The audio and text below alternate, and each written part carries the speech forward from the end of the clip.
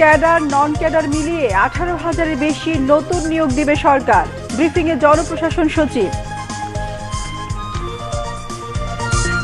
শপথ নিলেন প্রধান নির্বাচন কমিশনার সহ নতুন 4 নির্বাচন কমিশনার।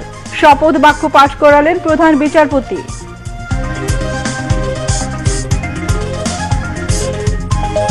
শ্রম অধিকার নিশ্চিত করে জিএসপি সুবিধা ফিরে পেতে চেষ্টা করছে সরকার, জানালেন বাণিজ্য উপদেষ্টা।